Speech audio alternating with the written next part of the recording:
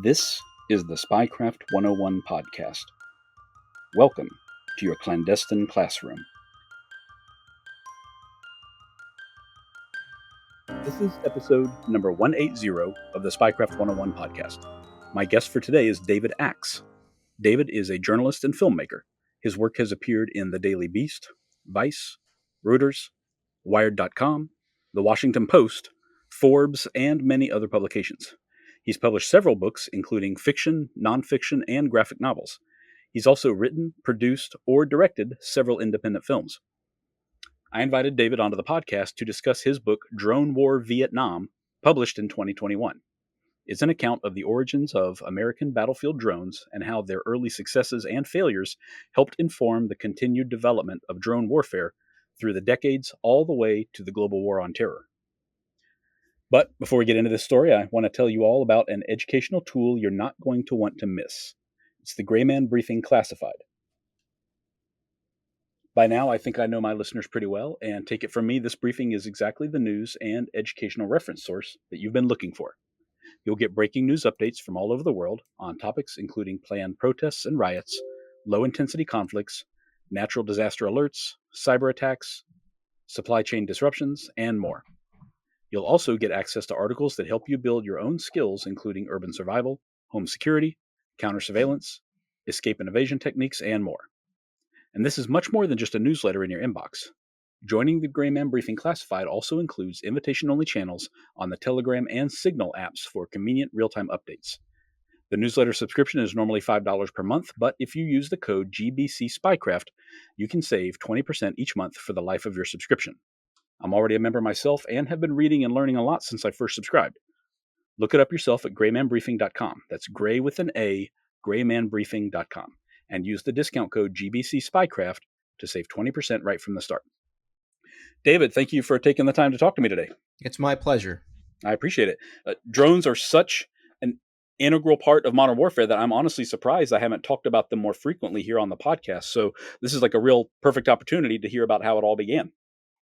Great. So what was it that led you to write this book on this particular subject? Because you seem to have quite a varied background of work in various forms of media. Right. I also think drones are I'm not alone. We are not alone in believing them to be integral to this modern era of warfare. But what has surprised me as I've read more and traveled more is how old the technology really is. We think of the drone era as beginning in the 1990s, or if you were being a little more conservative, maybe the 1980s with your Israeli models and U.S. Air Force Predators. But in fact, autonomous aircraft, even armed autonomous aircraft, predate Israel's wars of the 1980s and U.S. intervention in Bosnia by generations. And the air war over Vietnam was, to a shocking extent to people who aren't Vietnam War, air war historians, a drone war. Mm-hmm. Totally agree. And one of the things I have to tell you up front, one of my favorite things about this book is just how many photos you were able to uncover across the entire scope of this drone history, really. So how exactly did you gather such an impressive collection of photos for the book? So, well, the U.S. Air Force is always a vital resource, but the drones that were dominant on the U.S. side in the Vietnam Air War were all built by one company, Ryan, which later became Teledyne Ryan, has sort of been bought up and fragmented and no longer really exists. But that company held a trove of glorious color and black and white photos that are now in the book. Oh, fantastic. So it's like a collection of images from the original manufacturer for Correct. The most part then. Okay, gotcha. That's a huge treasure trove then, no question. So, David, I totally agree with you. I was unaware of just how far back drone history goes. Can you tell me a little bit about the Kettering Aerial Torpedo? Because your book was the first place I'd ever heard of that, in fact. Right. So drones began as targets, and the Kettering Aerial Torpedo World War One vintage, mostly wooden biplane, was one of the first U.S. military target drones. It's a extremely simple, I mean, what essentially amounts to a radio controlled toy plane that you would simply launch into the air and shoot at it. And you can see how that basic concept could evolve into what we now have, fully autonomous, supersonic in some cases, high performing drone warplanes. Hmm. Yeah, I was just incredibly impressed that radio could be used so early on for any kind of like mechanical controls. Really, I don't know anything about the history of radio controlled anything really other than what I've read in your book. But of course, it makes perfect sense that you want some sort of unmanned aerial target for gunnery practice because you don't want to unnecessarily risk any lives. But I was just shocked at how quickly that appeared at kind of so close to the nexus of radio and manned flight to begin with. I mean, just a few years down the road, honestly. So very impressive that they went with that right off the bat. Right, But I radio know that. gives and it takes away because until you have satellites, you have to maintain a line of sight with Mm, whatever it is you're controlling via radio. hmm. So very quickly, as drones evolved into frontline warplanes, reconnaissance models in the beginning, they had to be autonomous during the sort of later and more distant phases of their mission, so you could catch a drone as it was returning to base or maintain a radio link with it as it was departing. But for so the drones we're going to talk about, the Model 147s, were autonomous for much of their missions.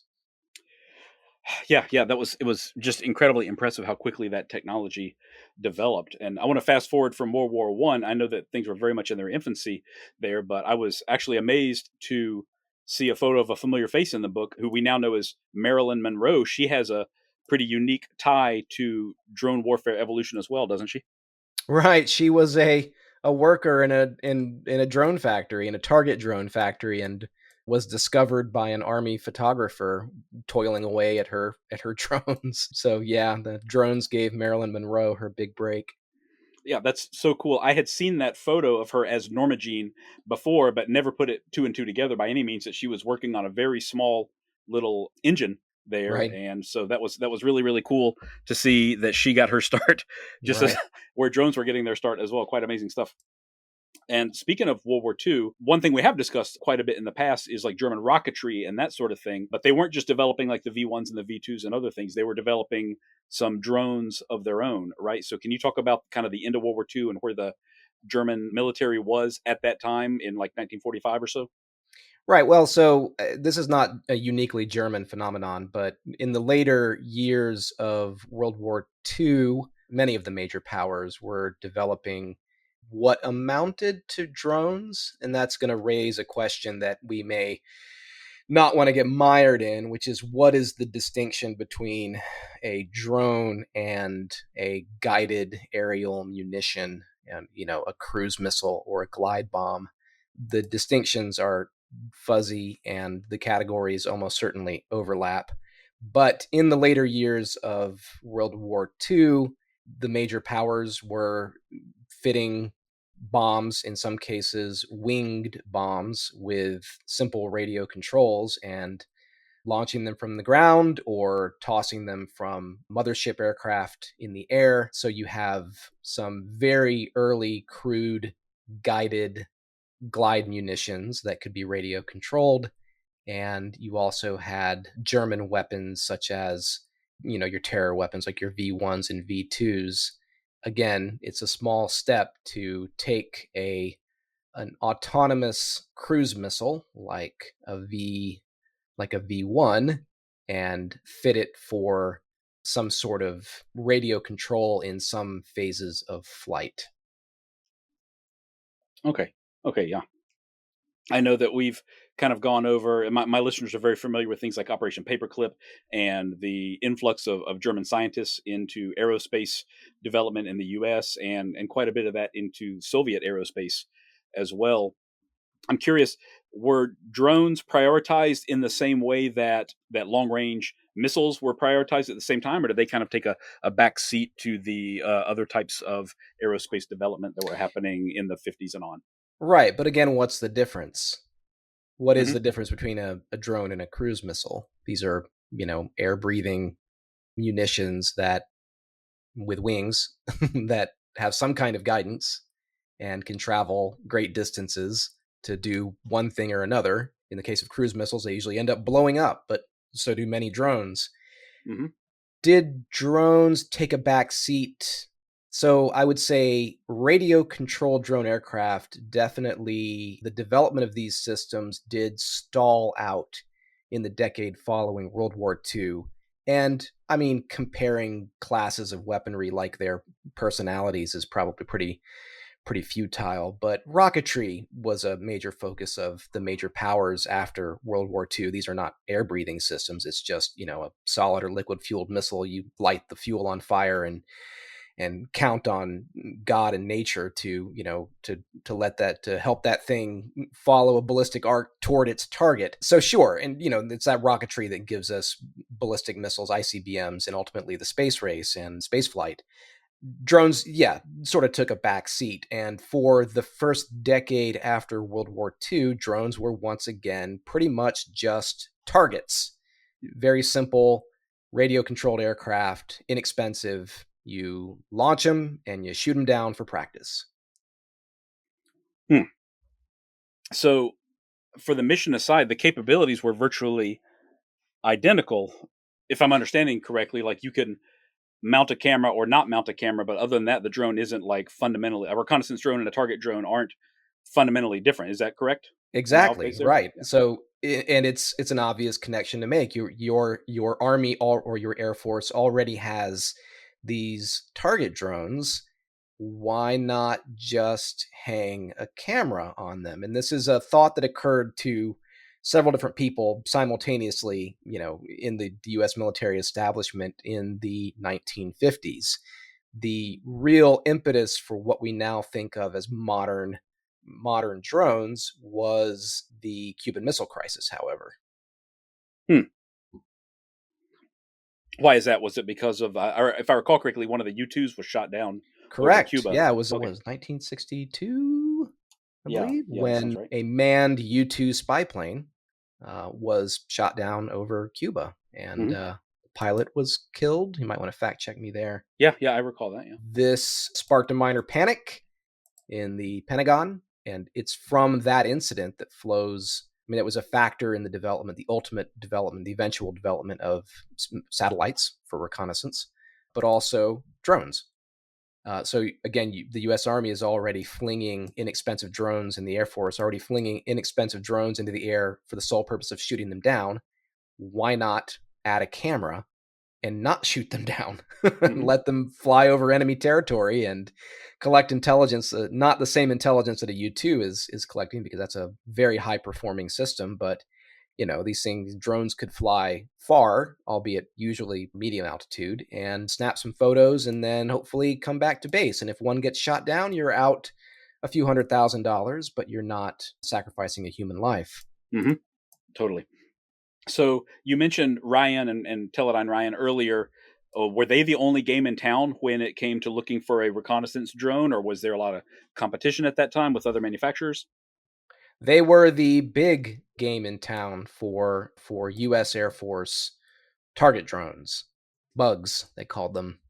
It was these very early Ryan Aeronautical bug drones that, with bigger wings, longer fuselage, more fuel, just steady evolution to the airframe and propulsion, were the vehicles that fought the drone war over Vietnam.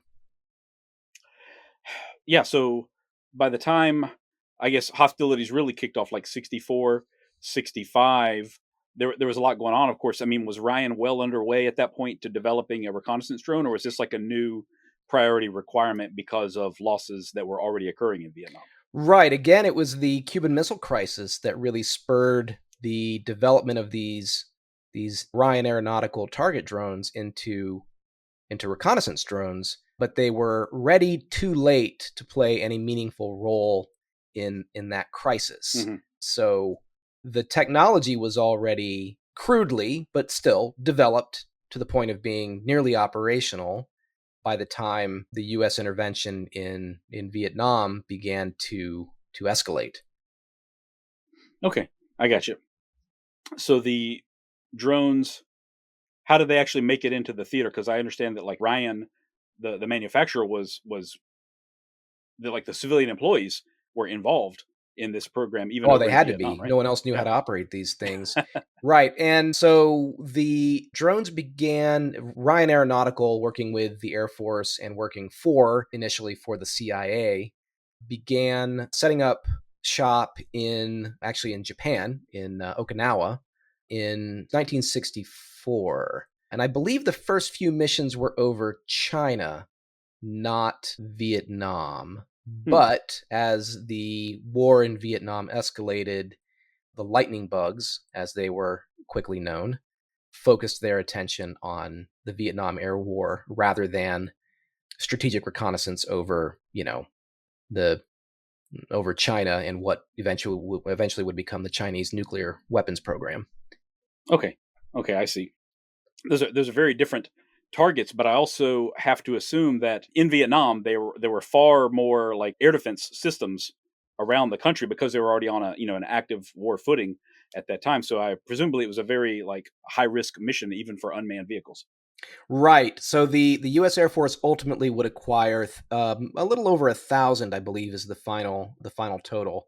Lightning bug drones in a couple dozen different models of increasing sophistication and with sort of increasingly niche roles, night flying, electronic intelligence, things like that. So the Air Force acquired a little over 1,000 of these drones over the next decade. They performed something like 3,500 combat missions, and there were very few drones left at the end. I think the Wow. average, like a long living drone, would perform a dozen missions. The sort of most famous lightning bugs that got nicknames and nose art would perform something like 20 or 30 missions. But I think the average lightning bug lasted 4 missions. Oh my And there were gosh. a lot of things that could kill a lightning bug. They were launched usually from under the wing of a C-130 cargo plane that had some workstations installed for drone operators who, again, couldn't control the drone for the entire flight, but could interface with the drone as it was launching. So these modified C-130s, DC-130s they were called, would carry a usually 2, but sometimes up to 4 lightning bugs under their wings. You carry these things to altitude to sort of help them out, rather than having to strap a rocket booster to them and launch them from the ground, which you could also do, but it's more efficient to give them an altitude boost. So anyway, you take off in your C-130, you trigger one of these lightning bugs at a time, and in its engine hopefully would ignite, and off it would go on its mission. Sometimes they would just fall right off the wing of the C-130 and plunge into the ocean.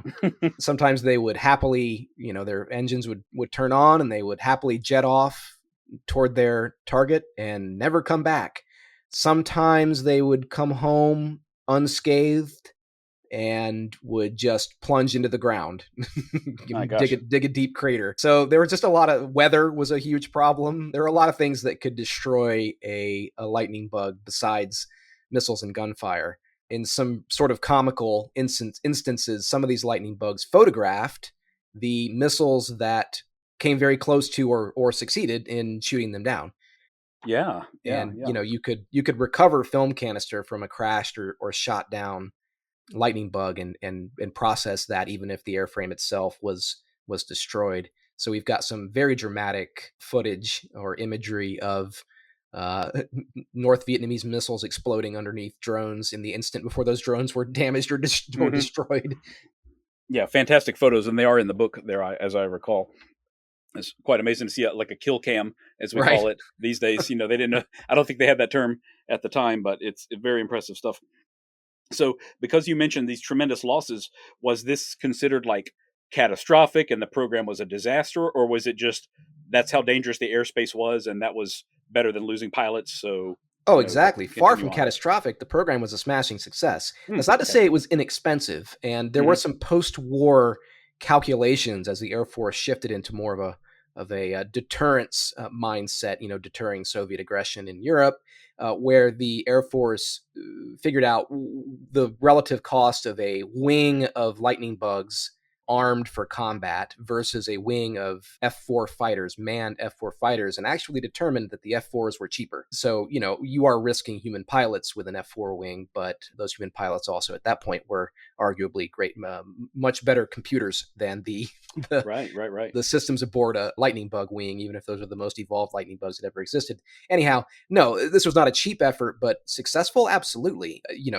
Reconnaissance over enemy territory aerial reconnaissance over enemy territory has always been one of the most dangerous missions in all of modern warfare. Frankly, any chance you get to swap out a human pilot for a machine, you're saving lives. And not that this comes down just to money, but people are expensive. Training people and taking care of them and their families is expensive. This is one mission where it's a no-brainer. Absolutely replace them with machines. And it's not Hmm. for no reason that when drones made their big comeback, you could say, in the 80s and especially in the 90s, flying with the US Air Force over the Balkans, that these drones initially were reconnaissance aircraft. This is the mission that you want to remove people from it as quickly as you possibly can. How many lives did the lightning bug save over Vietnam? We have no idea. But every lightning bug that was shot down, and that's many, many hundreds of them, could have been a manned aircraft. Hmm. And Hmm. so, it's not hard to make the argument that the hundreds of millions, if not billions of dollars that the Air Force invested in lightning bugs over Vietnam saved hundreds of lives. Hmm. Yeah, totally understandable there. So, David, you mentioned earlier all the different ways that drones could be shot down or, crash due to mechanical failure, be lost in the sea or something like that. But I understand that the enemy also had some intelligence gathering operations that they were doing to determine where the drones were going to be. So, how did the U.S. learn to kind of counter those intelligence efforts by the enemy? Right. So the drones, in the minutes after they launched and then as they were returning home and were back within line of sight, were sort of radio intensive. Right. The operators on the ground or in the air are communicating with the drone in order to turn the drone on, so to speak, launch it, or command it to pop its parachute, turn off its engine, and float back down to Earth. So if you can intercept some of this radio chatter, if you're the enemy and you can intercept this radio chatter, you know when drones are being launched, and you might even be able to glean more details. For example, how high, where, what direction these drones are headed in. And so eavesdropping on the communications of, well, all US Air Force operations, but in particular drone operations, was a North Vietnamese priority. I think it was in 1967, the Pentagon got a bit suspicious that the North Vietnamese, ostensibly with help from China, were eavesdropping on Air Force radio communications, Air Force drone radio communications, drone related radio communications over Vietnam. The NSA, the National Security Agency, helped the Air Force confirm the eavesdropping and then add greater security to the radio communication systems for Hmm. the drone operation, which helped cut down drone losses significantly. Okay. Really, what the North Vietnamese and Chinese were doing was getting advance warning that drones were incoming, which you can alert your air defenses. The drones often traveled roughly the same paths. They kind of had to because of the way these navigation systems aboard these drones, which were analog. It was a series of switches that Oh, wow. connected to a bunch of gimbals that the instant you launch a drone, it basically starts counting down, and at predetermined points in its flight path, switches go off and the drone banks or climbs or dives or maneuvers. And in this way, it's autonomous. It's just flying a totally pre-programmed flight path with what amounts to a largely analog computer packed inside of it that, tells it to, okay, 1 hour after you launch, you bank 5 degrees to port and dive 1,000 feet. So programming these flight paths was extraordinarily difficult and time consuming, and the drone operation was incentivized to not reprogram too often. So you'd have Sure, lightning bugs sure. performing, roughly the same, following roughly the same flight paths day after day. If you know when they're launching, it's not too difficult to catch them coming. Yeah, that makes perfect sense. I had not considered the difficulties of programming an analog flight computer like that, but I understand that they were working within certain, technical limitations, and how that is sometimes to the advantage of the enemy. It's amazing. Yeah, imagine like the Rube Goldberg device that Pee Wee Herman had in his house that like made breakfast for him. Hmm. It's basically that, but Wow. squeeze it down to a much smaller size and stick it inside of a target drone. It's just a bunch of clocks, gimbals, and levers that go off at predetermined times and steer the thing. It was extremely crude. It got a lot better as the war ground on. It's amazing that these things worked as well as they did, but it's also Hmm. not shocking that even the tiniest programming error or mechanical malfunction would send your drone flying off toward the middle of the ocean. Yeah, yeah, yeah, yeah. Totally understandable, but a worthwhile endeavor nonetheless. No question Sure. about it. So we've talked exclusively about reconnaissance drones, but in the middle of the war, did anybody suggest during that era that they should be arming these drones somehow? Did that ever come up? Right, and that did happen later in the Vietnam War. The Air Force began hanging bombs and missiles off of some of the later Lightning Bug models. They came too late to use in Vietnam. There was a big push by some drone advocates in the Air Force after the war to take this technology and operationalize it. And that's, I'd referred to the Air Force study that compared a armed lightning bug wing to an F4 wing to see which was more expensive, and this study concluded the F4s were cheaper. Hmm. But there was a window of opportunity right after the war where the lightning bugs had evolved to the point where they could do more than just carry electronic eavesdropping equipment, or more likely cameras, where you could arm them. There were going to be some range constraints, some definitely some limitations on if you want a human being in the loop, peering through the camera that in the nose of the drone to see what the drone sees in the instant before you pickle a bomb or fire a Maverick missile. It's going to make it more. It's more difficult to send a drone on a 1,000-mile sortie when you want to be in the loop, and so you need a radio line of sight. That's maybe less of an issue in Western Europe, where the ranges for aerial sorties might be fairly short, and you can get aircraft in the air to relay radio signals and things of that nature. Anyhow, there was a window of opportunity in the couple years after the Vietnam War where the Air Force had a chance to put armed drones into action, or to add them to the force structure in a meaningful way, decades before it ended up doing so. And crazy enough, the drone models were high performance. We're talking about, they're not supersonic, but they're high subsonic jet propelled long range aircraft that by this point had were a mature technology and much more sophisticated in some ways than the Predator armed drones that the Air Force ended up finally Hmm. adopting in the early 2000s. Hmm. But the Air Force was downsizing, like all the U.S. military was in the years after Vietnam. And again, some of these studies had concluded that in many ways, a manned fighter wing was more affordable than a drone wing. That calculus probably gets a lot more complicated when you start assigning value to human lives.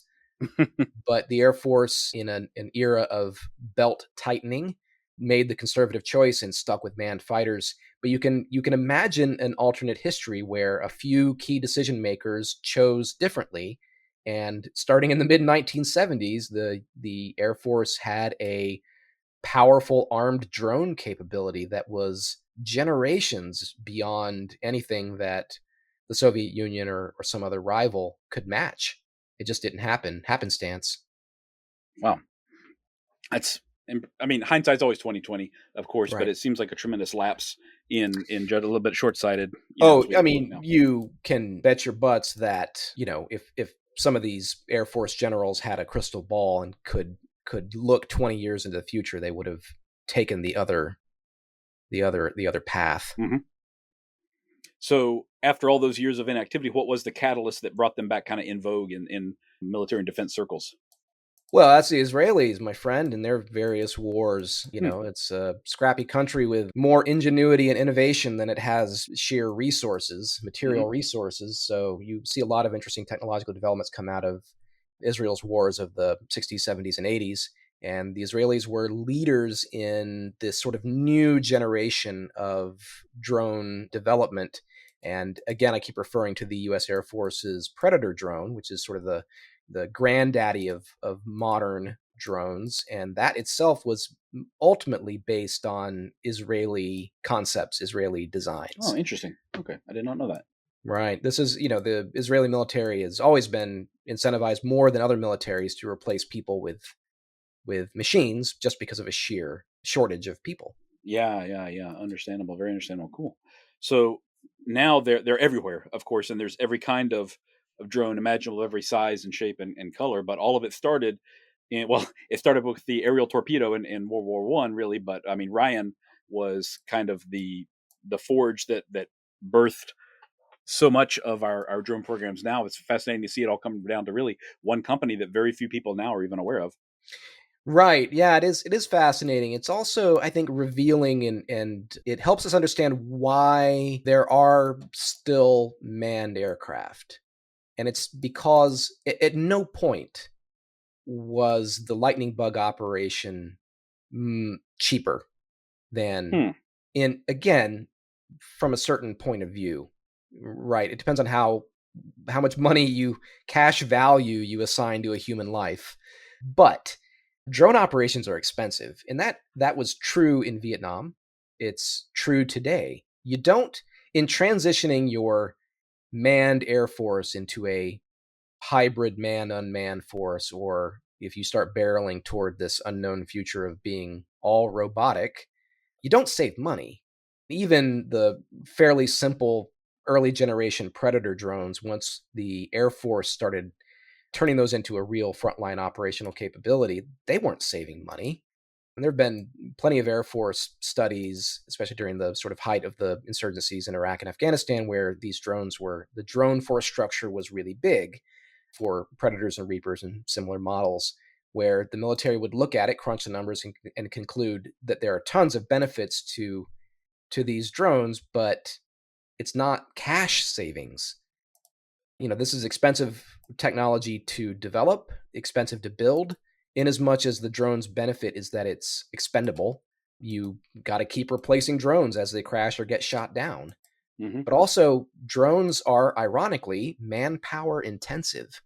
It's just that the manpower isn't in the cockpit. There isn't a Hmm. cockpit, but maintaining, launching, recovering drones takes people.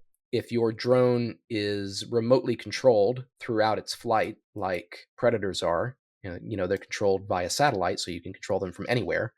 But the operators on the ground and the sensor operators and the analysts working with those sensor operators, you actually end up building enormous human infrastructure in order to support your ostensibly unmanned technology. So in that way, there's not a drone operation, be it a frontline Air Force squadron in the United States or China or wherever, or in some intelligence agency, there's not a drone operation anywhere in the world that isn't just teaming with people. And, Hmm. people are often the major driver of cost in military force structure. And drone units tend to be expensive because they tend to have a lot of people. Interesting. Yeah, I had not considered that point of view, but that certainly adds a lot of nuance to it. Right. Wow. Well, David, this is a very fascinating book, and I really appreciate your time today. For the listeners out there who want to learn more, I really strongly encourage you to pick up David's book. It's called Drone War Vietnam, published in 2021, so available now. And in fact, before we started recording, I was just telling him that this is one of the most professionally produced books I've held in my hand in a long time. The publisher's Pen and Sword, and they just did a terrific job on the physical copies of these books. It's photo paper throughout, lots of fantastic photos, very clear. It's just a wonderful book.